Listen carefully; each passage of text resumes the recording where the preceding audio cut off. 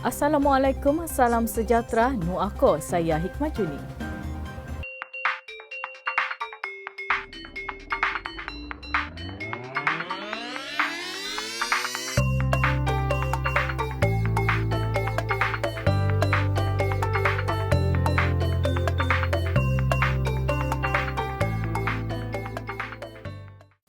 Rakyat dan kerajaan Sabah perlu bekerjasama sebagai satu pasukan bagi memacu ekonomi negeri yang terjejas akibat penularan COVID-19.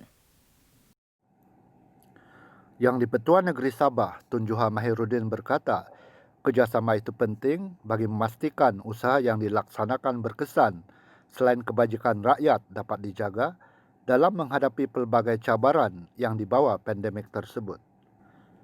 Tun Juha berucap pada istiadat pengurniaan darjah kebesaran, bintang serta pingat negeri Sabah di Istana Negeri di Kota Kinabalu siang tadi.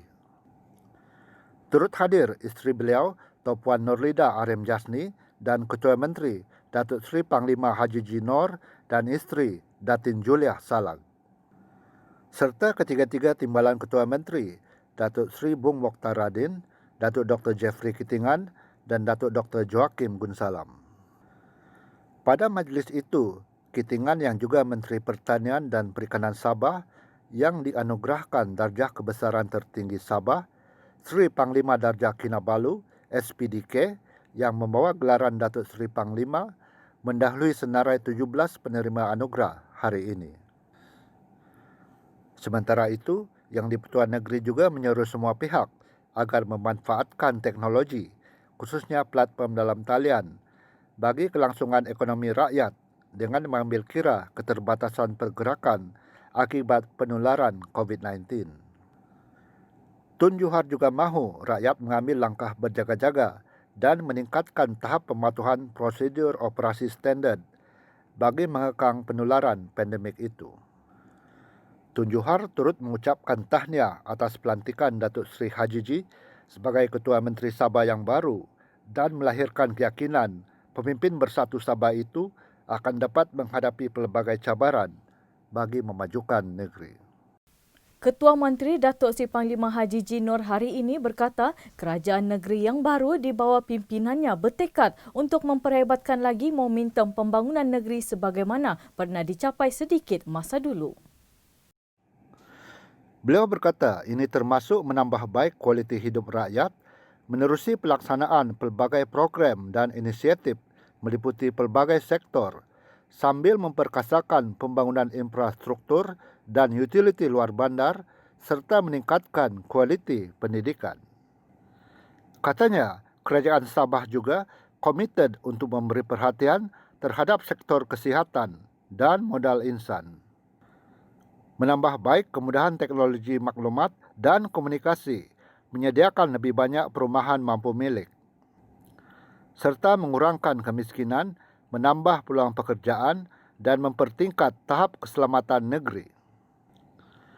Datuk Seri Hajiji berucap pada istiadat pengurniaan darjah-darjah kebesaran dan bintang-bintang serta pingat-pingat bersempena hari jadi rasmi ke-67 yang di-Pertuan Negeri Sabah, Tun Juha Mahiruddin di Istana Negeri Kota Kinabalu hari ini.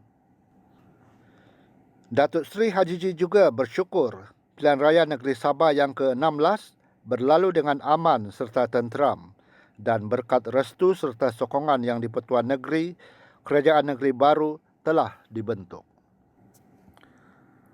Sementara itu, Datuk Seri Hajiji berkata, Tun Juhar ibarat payung perpaduan seluruh rakyat tanpa mengira bangsa dan agama, dan menurutnya rakyat Sabah amat menghargai kestabilan serta keharmonian hidup yang telah dikecapi sejak turun-temurun.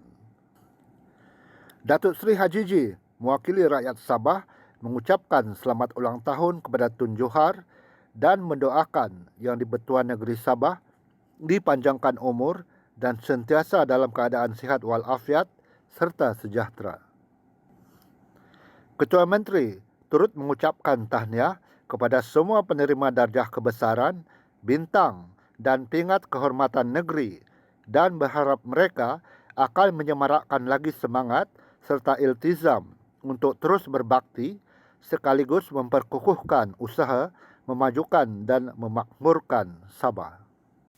Menteri Dalam Negeri Datuk Seri Hamzah Zainuddin dan Menteri Kanan Keselamatan Datuk Seri Ismail Sabri Yaakob mendahului senarai 679 penerima darjah kebesaran, bintang dan pingat sempena hari jadi rasmi Yang di-Pertuan Negeri Sabah ke-67.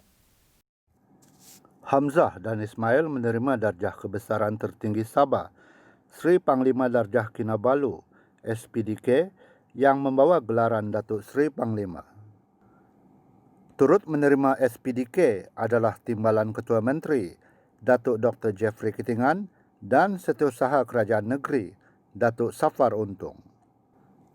Jeffrey 71 merupakan Menteri Pertanian dan Perikanan serta Presiden Parti Solidariti Tanah Airku STAR. Beliau juga adalah Ahli Parlimen Keningau dan Ahli Dewan Undangan Negeri Adun Tambunan. 33 orang menerima darjah kebesaran kedua tertinggi Sabah, Panglima Gemilang Darjah Kinabalu, PGDK, yang membawa gelaran Datuk. Antara penerimanya ialah Peguam Besar Negeri Sabah, Brandon Keitso, dan Pesuruhjaya Polis Sabah, Datuk Hazani Ghazali, Pengarah Pendidikan Negeri Sabah, Dr. Mistirin Radin, dan Setiausaha Persekutuan Sabah, Datuk Samsuni Muhammad Noor. Selain itu, Adun Matunggung, Julita Mojungki dan Adun Bingkor, Robert Tawik alias Nordin, serta bekas penjaga gol kebangsaan Mendiang Peter Raja turut menerima PGDK. 65 orang menerima pingat Ahli Setia Darjah Kinabalu, ASDK, 94 menerima Ahli Darjah Kinabalu, ADK, 156 orang menerima Bintang Setia Kinabalu, BSK, 186 orang penerima Bintang Kinabalu dan 133 orang penerima Sijil Kehormat. 11 orang menerima Jaksa Pendamai, JP, iaitu Adun Kawang, Datuk Gulam Haidar dan Ketua Pengarah Perkhidmatan Awam Negeri Sabah, Datuk Rosmadi Datuk Sulai. Turut menerima pingat adalah wartawan Jabatan Penyiaran Malaysia RTM, Maria Isek. Beliau menerima Bintang Sri Kinabalu, BSK.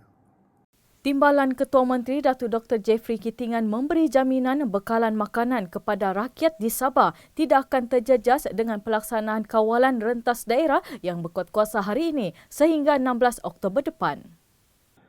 Jeffrey yang juga Menteri Pertanian dan Perikanan Negeri berkata, kerajaan negeri telah menyediakan peruntukan segera sebanyak 50 juta ringgit untuk membantu rakyat negeri ini yang terkesan dengan wabak COVID-19, termasuk mengedarkan bekalan makanan ke daerah yang terjejas. Daripada peruntukan itu, 10 juta ringgit diperuntukkan untuk bakul makanan di 4 daerah iaitu Tawau, Lahadatu, Semporna dan Kunak yang terjejas berikutan Perintah Kawalan Pergerakan Diperketat Bersasar PKPDB. Ini tidak ada masalah sebabkan kerajaan negeri baru saja meluluskan 50 juta untuk ini dan untuk khusus kepada daerah yang terbabit 10 juta diperuntukkan untuk bakul makanan. Beliau berkata demikian pada sidang media pada hari pertama menjalankan tugas portfolio berkenaan di Wisma Pertanian Kota Kinabalu semalam. Mengenai perancangan untuk kementeriannya, Jeffrey berkata fokus beliau adalah untuk meningkatkan pendapatan penduduk kampung, terutama yang terlibat dalam sektor pertanian dan perikanan. I have yet to hear all the briefings, so I don't want to say anything yet until I have heard everything. And but generally, I don't want to say also because CM will be announcing something. Dalam 1 bulan ini, there will be an announcement by the government, by the Chief Minister, on the overall Hala 7 direction priorities. So for me in the ministry here, I will say something only after I have completed my briefing. Of course, we are an agriculture nation. We have a lot of potentials in this area. So obviously, kita punya focus will be to activate all those potentials, yeah? And to be eventually we want to be a key producer of agriculture products, to be a net exporter. Beliau berkata, Sabah harus memanfaatkan kedudukan geografinya yang strategik untuk menjadi pemain utama di rantau ini. Ketika ditanya mengenai pelantikan barisan kabinet dan anggota Dewan Undangan Negeri, Jeffrey yang juga Presiden Parti Solidariti Tanah Air Kusta berkata beliau telah mengusulkan calon parti itu kepada Hajiji. Well, the rest of the cabinet ministers will be appointed as soon as possible. Probably some will be next week, and it will be staggered lah. And for the appointed assemblymen, the CM will have, this is his prerogative. Jasad mendiang Ahli Parlimen Batu Sapi Datuk Liew Vui Kiong akan disemadikan di Nirvana Memorial Park Telipuk Isnin ini. Menurut adik mendiang Peter Liew, jasad abangnya akan dibawa ke sebuah gereja sebelum disemadikan di tanah perkuburan itu. Peter berkata beliau menerima berita pemergian Vui Kiong pada 11.50 pagi semalam daripada doktor yang merawatnya selepas mendiang dimasukkan ke sebuah hospital swasta pada 9 September lalu. Katanya sebelum ini, mendiang ada memaklumkan terpaksa memandu dalam tempoh 5 hari untuk ke beberapa tempat menyebabkan paha kiri mendiang kejang dan mengalami masalah. Dalam pada itu, Peter berkata mendiang merupakan seorang abang yang sentiasa ceria dan sering membantu keluarga maupun rakan. Beliau berkata pemergian Liew pastinya satu kehilangan buat keluarga mereka. Peningkatan kes positif baru COVID-19 di Sabah amat 317 kes positif baru dikesan di seluruh negara hari ini.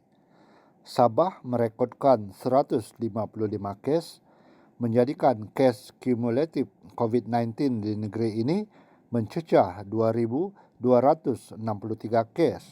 Daripada 317 kes tersebut, sebanyak 37 kes merupakan pengunjung yang pulang dari Sabah. Ini menjadikan jumlah kes dilaporkan mempunyai sejarah perjalanan ke negeri Sabah sejak 20 September 2020 sebanyak 176 kes. Perincian kes penularan COVID-19 dalam negara adalah seperti berikut. Di negeri Sabah, 155 kes telah dikesan pada hari ini. 10 kes daripada... Sementara itu, 11 jururawat dari Semenanjung Malaysia dikerah membantu pasukan perubatan di hospital-hospital di Sabah yang terkesan akibat peningkatan kes COVID-19 di negeri ini. 5 jururawat dari Institut Kanser Negara dikerah ke Hospital Semporna, manakala 6 dari Jabatan Kesihatan Pahang dan Terengganu dikerah ke Hospital Tawau. Semua taman bimbingan kanak-kanak dan taman asuhan kanak-kanak Jabatan Kebanjuan Masyarakat KEMAS di zon merah COVID-19 di seluruh negara juga diarah ditutup, kata Ketua Pengarah KEMAS, Datuk Muhammad Yasid Bidin.